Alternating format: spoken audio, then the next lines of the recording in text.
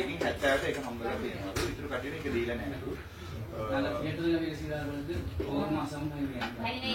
Theatre එකකට වැඩ කරන ළමයිට හැම මාසෙකම 15000 වෙල්ෆෙයාර් සොසයිටි එකෙන් දෙනවා.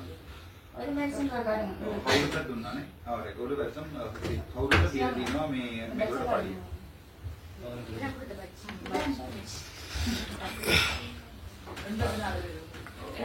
දැන් අසුවකට කට්ටියට ඒගොල්ලෝ දීලා තියෙනවා ස්පෙෂල් බැච් එකක් ඒක අපොයින්ට්මන්ට් බැච් එකක් විදිහට දීලා තියෙනවා. ඒ බැච් එක ඇතුලේ හොස්පිටල් එක ඇතුලේ යන්න පුළුවන්.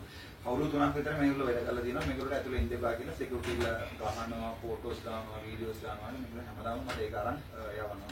එතකොට මම ඉවරයයිලි කමසොත් 1 week 2 week வந்தால தான் பட்ஜெட் கொடுத்துருக்கு. எங்களை கொடுத்தாவே இல்ல. நாங்க போய் கலெக்ஷன் நேத்துல சொல்லிட்டோம். நீங்க வேலைக்கு வேலை பண்ணா பாருடா.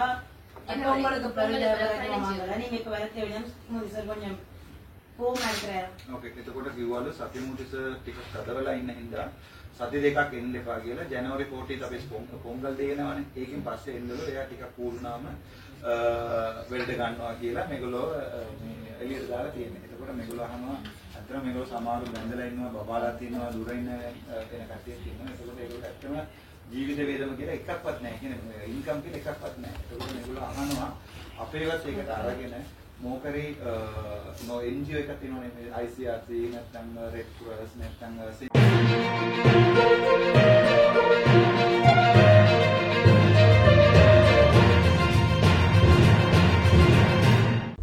வணக்கம், நான் டாக்டர் ராமநாதன் அர்ச்சுனா. இன்றைக்கு 23ஆம் தேதி 2024ஆம் ஆண்டு டிசம்பர் மாதம். இன்றைக்கு காலமாக வந்து எங்களுடைய ஜாழ்ப்பாணத்தில் இருக்கிற 170 சுகாதார தொண்டர்களில் 28 பேர், அதாவது வந்து முடிந்தாக்கள் மட்டும் அவர்கள் விரும்பி சுகாதார அமைச்சரை சந்திக்கணுன்றதுக்காண்டி சுகாதார அமைச்சுக்கு வந்திருந்தார்கள். காலம் 8:30 போல வர சொல்லியிருந்தான் அவர்களை. அப்போது சுகாதார அமைச்சர் இன்றைக்கு வந்து மக்கள் குறைகள் நாள், அதாவது வந்து மக்கள் குறைகளை கேட்கின்ற நாள் இன்றைக்கு மகாஜன தவசக் அப்படியேன்னு சொல்கிறவ. அப்போ அங்கே போய்க்குள்ள டாக்டர் ஹான்சகான்னு சொல்லி டிப்யூட்டி ஹெல்த் மினிஸ்டர் இருந்தவர், அவரோட நான் போய் கதைச்சேன். நான் அவரோட கதை கேட்க ஹான்சகா சார் சொன்னவர் என்னென்றால், என்னதான் எம்பியாக இருந்தாலும் அவர்களுடைய சார்னு கூப்பிட்றேன் நான் பெருமைப்படுறேன். ஸோ ஹான்சகா சார் சொன்னவர், நீங்கள் அவையை கூட்டிகிட்டு நேரில் மினிஸ்டர் ஆஃபீஸுக்கு போங்கோ ஆச்சுன்னா நாங்கள் அங்கேயே மீட் பண்ணுவோம் சொல்லி. ஸோ அந்த 28 பேர் முதல் 5 பேர் தான் வந்திருந்தவை. அப்போ சுகாதார அமைச்சரே சொன்னவர், அங்கே தான் வித்தியாசம். சுகாதார அமைச்சரே சொன்னவர் இல்லை 28 பேரையும் வர சொல்லுங்க, 28 பேரும் கொழும்புலேருந்து வந்து யாழ்ப்பாணத்துலேருந்து வந்திருக்கணும். ஸோ அங்கேருந்து வந்தால் நாங்கள் கூப்பிட்டு கதைக்கணும், அங்கேருந்து கூப்பிட்டு கதைக்கணும். அப்போ கட்டாயம் 28 பேரையும் வர சொல்லி 28 பேரோடையும் சுகாதார அமைச்சர், மற்றது சுகாதார செயலாளர், அது தவிர சுகாதார பிரதி அமைச்சர், இவ்வளவு பேரும் 28 பேரோடையும் வந்து கதைச்சவ. அவர்கள் கதைச்சு கொண்டிருக்கும் போது நான் அவர்களுக்கு சொன்னான், அதாவது வந்து என்னென்றால் சுகாதார அமைச்சில் அவர்கள் வந்து கதைச்சிருக்கும் போது அவர்களுடைய விடயங்களை, அதாவது சுகாதார அமைச்சில் மக்களுடைய விடயங்களை வந்து அவர்களுக்கு நான் தெளிவாக சொன்னேன். தெளிவாக சொன்னபோது அவர்கள் சுகாதார அமைச்சரும் விரும்பி கேட்டுக்கொண்டார். அது தவிர சுகாதார பிரதி அமைச்சர் மற்றது செயலாளர், உங்களுக்கே தெரியும் அனில் ஜெயசிங்க சார், ஒரு பிரபல்யமான மிகவும் ஆளுமையான ஒரு செயலாளர். நான் இது போல காலம் வந்து சுகாதார அமைச்சரை வேலை செய்திருக்கிறேன். NPP அரசாங்கத்துக்கும் ஏற்கனவே இருந்த அரசாங்கத்துக்கும் உள்ள வித்தியாசம் இதுதான். இவ்வளோ காலமே சுகாதார அமைச்சர் நான் வேலை செய்திருக்கிறேன். வேலை செய்த காலங்களில் வந்து சாதாரணமாக ஒரு DDG MS1ஐயோ அல்லது வந்து டிரெக்டர் TCSையோ சந்திப்பதாக இருந்தால் கூட மனத்தியால கணக்கில் ஒரு டாக்டர்ஸோ ஒரு நர்சஸ் மேரோ ஒரு கன்சல்டனோ வெயிட் பண்ண வேண்டி வரும்.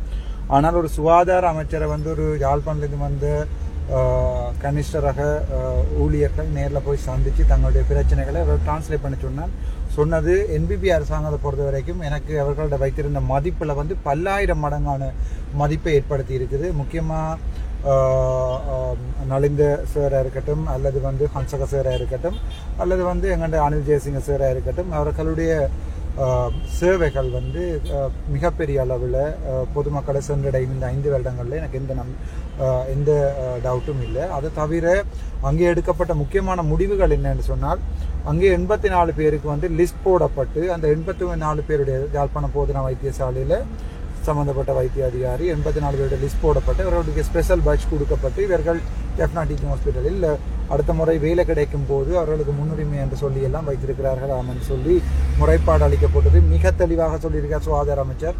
அப்படி யாரையுமே விரும்பின மாதிரி எல்லாம் ப்ரையாரிட்டி கொடுத்து வேலைக்கு எடுக்க இயலாது. அடுத்த முறை நாங்கள் வேகன்சி இப்போ கார்டர் ரிவிஷன் பண்ணி கொண்டிருக்கிறோம்.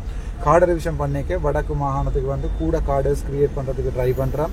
அப்படி நடக்கல இந்த 170 பேர் மட்டுமல்ல 300 பேர் முதல் வேலை செய்தாமன்னு சொன்னவ 300 பேருக்கும் ஈக்குவலான அடிப்படையில் முன்னுரிமை கொடுக்கப்படும். முதலாவது.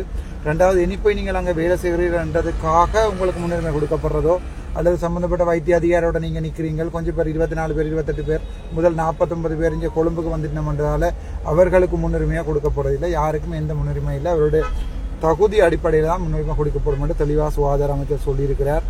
அது தவிரவும் வந்து அங்கே அவர்களுடைய தனிப்பட்ட பழிவாங்கல் நடக்கிறன்னு சொல்லும்போது அதற்கும் அவர் ஒரு முற்றுப்புள்ளி வைப்பதாக தெளிவாக சொல்லியிருக்கிறார். அது ஏஓவாக இருக்கட்டும், அங்கே இருக்கிற யாராவது டாக்டர்ஸாக இருக்கட்டும், யாராவது வைத்திய அதிகாரியாக இருக்கட்டும், இருக்கிற நிர்வாகியாக இருக்கட்டும், யார் சம்பந்தமான நடவடிக்கைகள் கம்ப்ளைண்டாக எழுதி தரப்பட்டாலும் அவர்களுக்கு முழுமையான இன்குவரி போடப்படும் என்றதை தெளிவாக சொல்லியிருக்கிறார். அது தவிரவும் அந்த வந்த பிள்ளைகளுக்கு வந்து இன்றைய நாளில் இருந்து ஒரு முக்கியமான செய்தி. அதாவது வந்து நாங்கள் சும்மா போய் வேலை செய்கிற பிரயோசனம் இல்லை.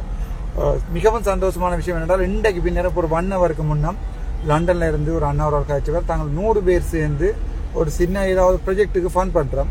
தம்பி உள்ள நம்பிக்கை இருக்குது, நீங்கள் வந்து அதை செய்யுங்கன்னு சொல்லி. அப்போ நான் சொன்னேன், அண்ணா 1% எனக்கு காசில் அதில் லாபம் வேண்டாம், ஒன்றுமே வேண்டாம், நீங்களே போட்டு உங்களோட பேர்லேயே கம்பெனியை ரெஜிஸ்டர் பண்ணி நீங்களே செய்யுங்கோ. அது ஒரு ப்ரப்போசல் எழுதி தர சொல்லியிருக்கணும். நான் நினைக்கிறேன் அந்த 300 பேருக்கு மட்டுமல்ல, மிச்சம் 3000 வேலையில்லா பட்டாரிகள் 3000 பேரை தவிர இளைஞர் எல்லாருக்குமே ஒரு அவருடைய தகுதியின் அடிப்படையில் நியாயமான அடிப்படையில் என்னால் முடிஞ்ச வேலையில் நான் வேண்டி கொடுக்கறது ட்ரை பண்ணுறேன். அவர் என்னோட வாய்மொழி மூலம் சொன்னதை சொல்லித்தான் இருக்கிறார். யாழ்ப்பாணத்தில் எக்கச்சக்கமான காணிகள் சும்மா இருக்குது. அந்த காணிகளை எடுத்து ஒரு பொழுதுபோக்கோ அல்லது வந்து சும்மா ரீச்சான்னு சொல்லி எங்களோட தமிழ்கிட்ட தேசிய தலைவர்கிட்ட காசில் கொண்டு வச்சு காட்டி சும்மா பே காட்டுறதை விட்டுட்டு நாங்கள் மக்களுக்காக மக்கள் விரும்பி குழந்தைகள் போய் சந்தோஷப்படுறதுக்கு அந்த பார்க்கெல்லாம் கட்டி பெரிய டைனோசர் எல்லாம் இல்லை.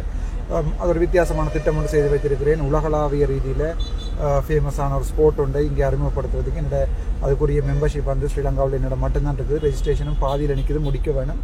ஸோ அவர்களுக்கும் இது ஒரு சந்தோஷமான செய்தி. எடுத்த உடனே செய்கிறாரு, மேபி 6 months.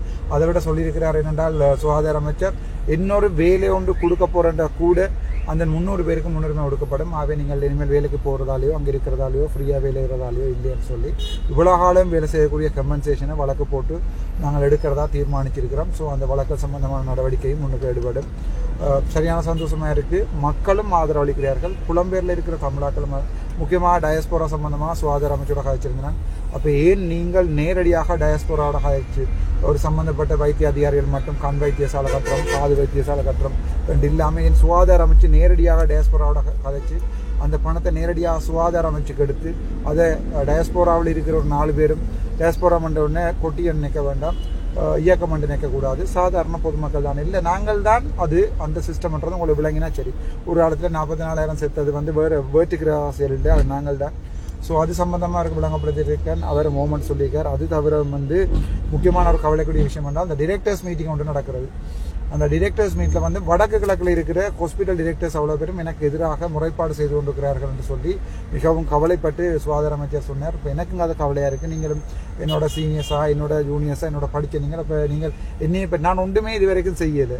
இதுவரைக்கும் யாருக்கும் எந்த கெடுதலும் செய்யவும் இல்லை. யாருக்கும் எந்த தனிப்பட்ட பழிவாங்கல் தனிப்பட்ட வழக்குகளோ ஒன்றுமே ஒரு வைத்தியர்களுக்கோ வைத்திய அதிகாரிகளுக்கோ போடப்பட்டதில்லை. நீங்களாவே ஏதாவது கம்ப்ளைண்ட் பண்ணி என்ன இல்லாமல் பண்ணாமல் நினச்சிங்கன்னு சொன்னால் சனம் பார்த்துட்டு இருக்காது. மற்ற வேலை செய்கிறார்களுக்கு வந்து விளங்கும் நீங்கள் இண்டிவிஜுவலாக தான் செய்கிறீங்கன்னு சொல்லி அது சுகாதார அமைச்சர் சொல்லிக்கும் சரியான கவலையாக இருந்தது. பொருள் இருந்து கைக்கே சொன்னால் நாளைக்கு ஐயா எனக்கு அப்படி இந்த இதுவும் இல்லை, நான் இன்னும் 5 வருடத்துக்கு பிறகு அரசியல் செய்கிறதாவோ அல்லது வந்து அரசியலில் தான் என்னுடைய வாழ்க்கை போகணுமெண்டோ அப்படி இல்லை. எனக்கு படிக்க ஆசை படித்து கொண்டிருக்கேன். அதே மாதிரி எல்எல்பியும் திருப்பி ஸ்டார்ட் பண்ணிட்டேன். அப்படி என்னுடைய கனவுகள் வேறு நலிந்த ஐயா எனக்கு இப்படி ஹேரத் ஐயாட்டையும் சொன்னேன், ஹன்சக் ஐயாட்டையும் அப்படி எனக்கு ஒரு எந்த ஒரு இதுவும் இல்லை. பட் அவர்கள் என்னுடைய சார் நான் ஒரு பொது சந்திப்பு நடக்க அவருக்கு என்னுடைய சேர்ஸ் பட் இங்கே வந்து அவை என்னோட சேம் எம்பிஸ். பட் என்ன இருந்தாலும் என்னுடைய சீனியர்ஸ் முக்கியமாக டாக்டர் அர்ஜுன திரட்ன சார் இன்றைக்கு வரையில் சார் வந்து என்னுடைய பாஸ். அது மாதிரி வந்து அனில் ஜெயசிங்க சார் ஒரு காலத்தில் நான் விரும்பி பார்த்த ஆளுமைகளில் ஒரு ஆள். ஸோ என்பிபி அரசாங்கத்தோடு சேர்ந்து அவர்களை பாதிக்காமல் அவர்களுடைய நல்ல விஷயங்களுக்கு மட்டும் நாங்கள் ஆதரவளித்து ஒரு நல்ல இலங்கையை தமிழ் முஸ்லீம் சிங்கள என்ற வேறுபாடு இல்லாமல் கட்டியெடுக்கணும். அதுக்கு நீங்கள் எனக்கு ஹெல்ப் பண்ணணும். இதில் எந்த ப்ரொஜெக்ட்லையும் நான் எந்த சதமும் கொண்டு போக போகிறேன் இல்லை. நான் அப்படி கொண்டு போனால் நீங்கள் ப்ரூவ் பண்ணலாம். கிட்டத்தட்ட வந்த ஹாஸ்டலில் கூட வெவ்வேறு டிஸ்ட்ரிக்ட்டு பிரித்து கொடுத்துருக்கேன் வேலை செய்ய சொல்லி. சில பேர் கேட்பினா சில வண்டி மைந்தன் தளங்களில் அப்போ நீங்கள் இதை போடலாமான்னு சொல்கிற ஒரு ஆள் தன்னுடைய சொந்த பேங்க் அக்கௌண்ட்டை போட சொல்லுங்க. எனக்கு வந்த காசு பெறுமதியே சொல்கிறேன் என்றால் நான் அதை சொல்கிறதால வேறு சட்ட சிக்கல் வருமென்றதால எனக்கு சொல்ல இல்லாமல் இருக்குது. மற்றபடி நான் யாரையுமே ஏமாற்றி செய்ய வேண்டிய தேவையில்லை. Thank you so much doctor Ramanathan.